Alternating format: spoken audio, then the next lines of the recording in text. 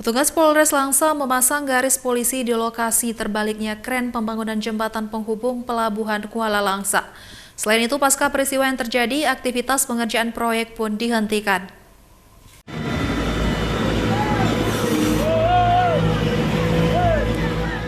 Pasca kecelakaan kren di proyek pembangunan jembatan penghubung Pelabuhan Kuala Langsa di kawasan Kecamatan Langsa Barat, Kota Langsa, terlihat mulai dipasangi garis polisi di lokasi kecelakaan. Kren yang sebelumnya terbalik saat tengah melakukan pengerjaan proyek jembatan ini pun terlihat masih berada di lokasi dengan kondisi yang sama seperti awal kejadian. Sementara itu, di lokasi proyek pembangunan jembatan tidak terlihat seorang pekerja pun yang berada di lokasi pasca peristiwa terbaliknya kren tersebut.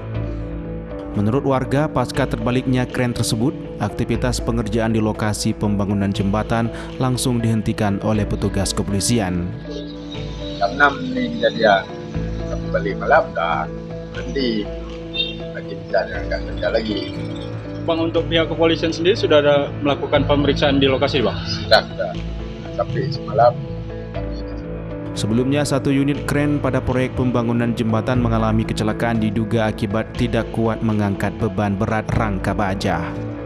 Akibat peristiwa tersebut, operator kren mengalami luka parah setelah terlempar dari atas kren dan langsung dilarikan ke RSUD Kota Langsa guna mendapatkan perawatan medis.